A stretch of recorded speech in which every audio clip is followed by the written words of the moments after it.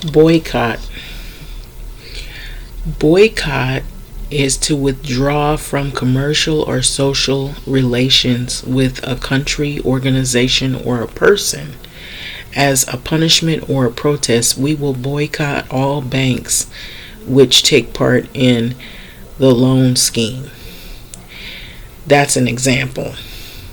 So, a punitive ban that forbids relations with certain groups, cooperation with a policy, or the handling of goods, a boycott of the negotiations.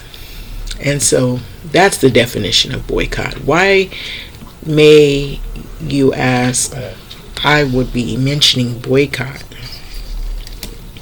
Well, I will explain why. Because I believe it is time for us as Black Americans, Black people, to start boycotting businesses. Our money is powerful, and that is the way society works in this time. I'm noticing that a lot of Black people are consumers.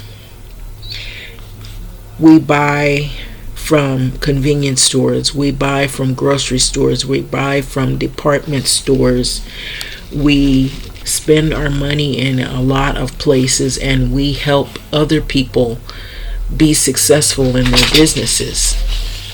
But what happens when you are the consumer and you're not treated respectfully? Or you're followed around the store, or you're treated with disrespect because of your race? You are giving them money, you're the consumer, and they need your consumership to thrive. Because most of the products that are in their stores and establishments primarily are targeted for a specific demographic group. A lot of the stores are in neighborhoods that are African American, if you would, or Black neighborhoods, or neighborhoods that have like a large population, or a population of Black families. So when we go into these stores and when we spend our hard-earned money in these stores, these people are thriving off of this economy with the money that we constantly spend in these stores. So I'm calling out to most Black people that are here in South Central LA, that are also outside of California and all around the US, and in the South, primarily in Colombia. There was a killing of a 14-year-old boy at a convenience store. And yes, some of you may have heard about the story, and some people are just learning of the story. Some are trying to grapple with the whole event. It happened in May of 2023, that a 14-year-old boy was shot in the back for suspectedly stealing water bottles. When in the camera, in the videos, in the store cameras, when I guess they looked that he really did not steal anything out of the store, but he was chased, I believe it was 130 yards, by the shopkeeper Rick Chow. And then what also took place is the son of Rick Chow said or stated that he had witnessed that this kid, 14-year-old kid, allegedly had a firearm. Now, there's more information coming out about the story, but it's not about the water bottles. It was about the intent of this particular boy, they claim, in the case. So I was watching the trial, and it stated that Cyrus Belton is his name, 14-year-old black boy who was shot in the back by Rick Chow, that he brandished a firearm and that he pointed it at Rick Chow's son. Now, this was after they had chased him 130 yards, I believe. So, correct me if I'm wrong on this, but this is what I've been looking at. And I've been trying to wrap this around my head as to what is the reason to shoot someone after you've been chasing them.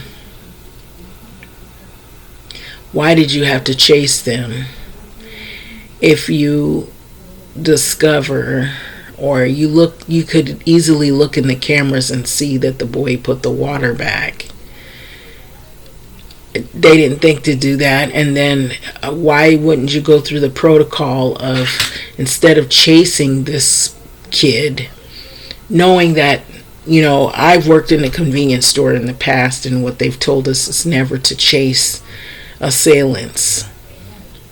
He took it upon himself, Rick Chow, to chase this kid 130 yards from the store. And yeah, what it's sounding like is now the tables are turning. This kid is in fear of his life because you got two people chasing you, and so you don't know what to do. And if you're 14 and you're a kid, you're scared and you don't know what to do. And if you do have like a weapon, you're afraid they're gonna hurt you unless you hurt them first. Now, I'm not trying to justify him having the weapon, but we have heard these stories all too often before.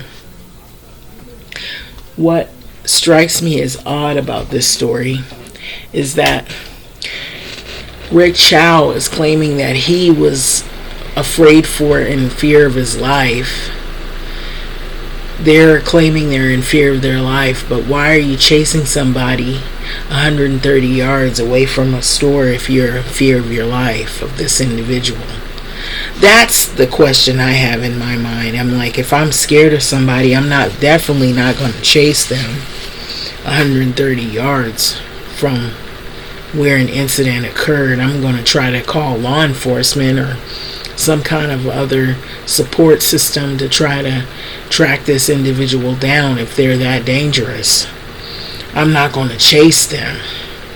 So that's what I have for you on that incident. So I could pull up faces of these people. I'm sure people have seen who these people are. I just want to focus on the boycott. So that's why I got this word here. And I don't normally just have just this word. I usually have an article up or either of an incident and what I'm referring to. But this time I'm focused on the boycott. And I'm serious about this. Black people, we need to stop spending our money in these stores where people are disrespecting us, where people are not honoring us as a consumer. They're looking at us as animals, and they're gladly taking your money, but they're not respecting you as a human being. And so when you continue to go into these stores as consumers and give money to these individuals, they thrive off the economy by your money that you work for every week.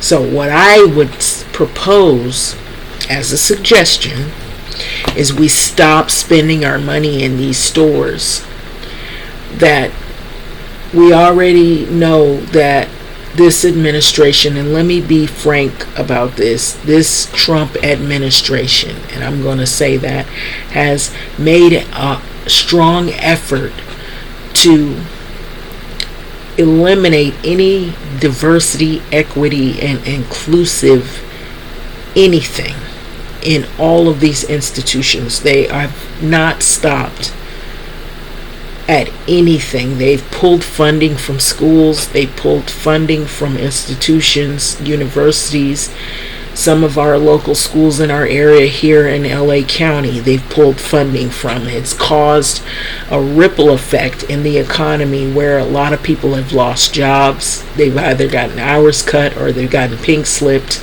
They've lost jobs in multiple institutions, and I'm just going to give it to you what the news doesn't say. They try to make it seem like the jobs are healthy and things are strong. Right now, SoFi is about to have a strike for workers. It may change or shift, but hospitality workers are about to go on strike. It may look glamorous on the outside, but on the inside of the house, it ain't glamorous. So whatever you see on the outside on media, you see those elaborate football games, and just ahead of the World Cup of soccer, the workers are not getting paid their just due. And that's like that, not just with that group. It's all over the U.S. A lot of workers are not getting paid with what we have to pay in mortgages and rent. And this war has created problems with the gas prices going up. There's a shift in the gas prices, and you feel like you have to keep filling up your tank like every hour. If you've been driving a little bit too much, you're going to have to invest in how much gas you put in your car. And so it's not what it seems. A lot of times they try to glamorize different areas of the U.S. to make it seem like everything is glitz and glamour and everybody's doing well economically, but that is not the reality. It is far from reality. There is a dark side in the underbelly of California, and a lot of it has to do with the way people are treated. If it isn't racially, it's on economic lines. People are losing jobs, or either their hours are being cut, and then we have had cities just harassed with ICE agents, and that is also cost a lot of money to the economy, and it has cost a lot of taxpayers money. And then we got this war going on, which every week we hear a new lie, and I'm going to say that, about there's a ceasefire, or we're close to a ceasefire. Oh, the ceasefire is off. Oh, this and that. There was never any ceasefire. So let's get that straight, because we can see it at the pump. So that tells us all we need to know. And then in the grocery store, food is scarce, because not just scarce of not having food in the store. Oh, it's food in the store, it's just too damn high. And so people are food deprived because they can't afford to buy certain things to feed their family anymore. So that is what is going on as well. So let's just be honest. We are the backbone of the countries that we're in here, and the states we're in, the country. And so if we keep spending our money in these people's store and helping them to thrive, we're never going to get anywhere. No justice, no peace, none of that. They're going to continue to spit in our face, laugh behind our back as we're carrying groceries out of their establishments. So if we continue to buy, like items that we like because they've learned what we like. They learn what we like to wear. They learn how we like to wear our hair. They learn what kind of music we like. We're never gonna get anywhere. So I think we should start where all of these stores where we're finding people getting gunned down or they're getting disrespected, shut those stores down. Stop buying things in those stores. Zero, ground zero, the stores where the shootings are happening, where they're hurting our children, where they're killing our kids, where they're hurting us because they think we're stupid. We're not stupid. We're tired, we're fed up as black people in this country because we haven't been treated fairly. The justice system doesn't always work for us. It works for others, but somehow it doesn't always work for us, and it's almost like a crapshoot if we're ever going to get out from under a case. And so we're in fear everywhere we look. We can't even walk down the street without being afraid something's going to happen. So it's getting more intense. And I blame this on this administration, and I'm going to say that wholeheartedly with my chest, full chest, that ever since this clown has been elected, we've been faced with more of these threats and imminent, inevitable threats on our lives. We're being made to believe that we clearly see lynchings. They are lynchings, but they want to say they're suicides. We see people getting gunned down for nothing but just being black. And so we're being made to believe that the trials were fair. We even have jury people that look like us, but somehow they've been programmed to believe that, oh, if you did this and they thought they were in fear of their life, then they must be right. So we're hurting our own people just from bad choices that we're making and decisions that are hot button topics like what we just saw this week that is coming out on all of the social media platforms. I've been seeing about this kid who his name is Cyrus Belton, and it's sad. And I am seeing a lot of Asian American community that are really pointing out the fact that there has been a lot of tension between black and Asian community. And in the past, and they bring up the Latasha Harlins incident. I was here when that happened. I was here when Latasha Harlins was killed. And that was really a horrific incident.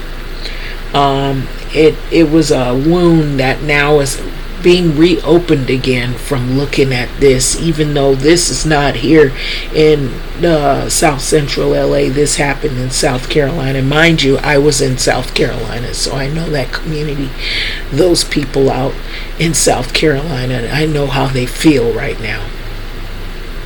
My mom lived in South Carolina the last days of her life. So I'm just saying to you that I think it's time that we now act. When I say mobilize, this is what I mean. And so I feel like the best way to do this mobilization now, because we are in this era, is with green.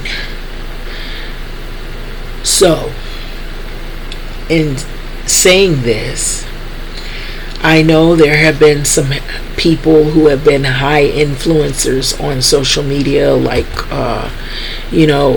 we have some people like Claude Anderson and some other people. Some of the points, now I'm not going to say I agree with everything that they come with, but in terms of economy, we do need to stop spending in these stores.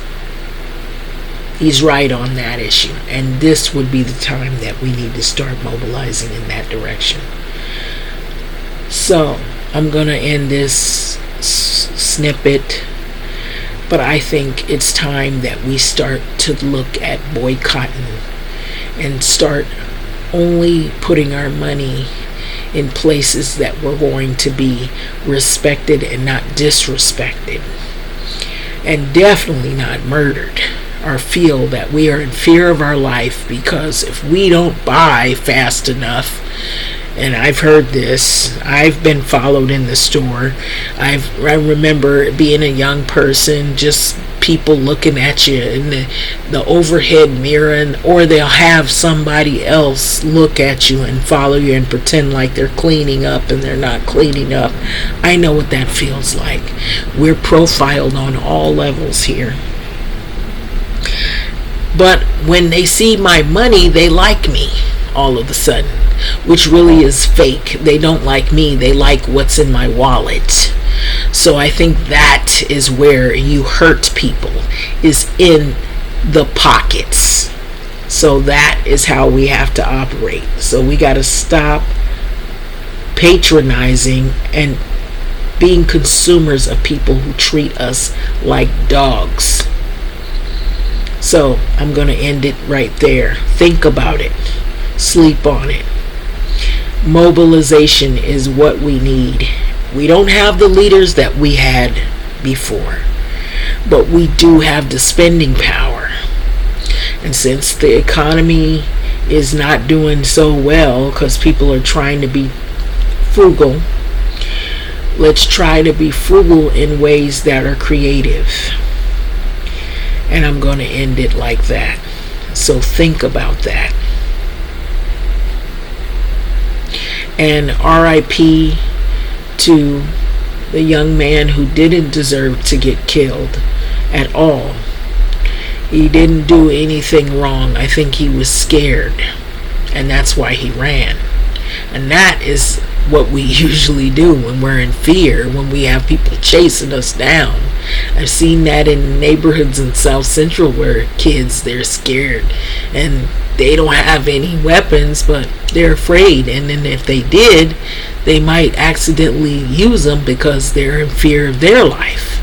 So I'm going to say RIP to Cyrus Belton. And I hope the family does its best to try to recover as much as possible mentally. But I know it's always going to be that thing there in your heart that justice wasn't served until it does. But I would say start with Rick Chow's business. Don't patronize him anymore. Do not go in there for cigarettes. Do not go in there for alcohol. Don't go in there for soda. Don't go in there for chips. Don't go in there for anything. Go somewhere else to do your business and spend your money.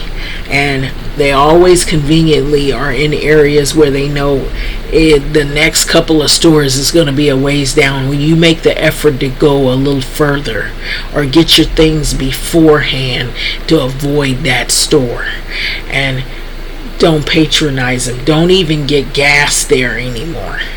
Let other people, if they want to do that, let them do it, but don't you get gas there. Stop giving that man money after what he did. He doesn't deserve your money that you work for all week. For you to go in there after he did that, how could you even feel safe going in there after knowing that he did that? And from what I heard, he has a history of doing that. So I'm gonna leave it.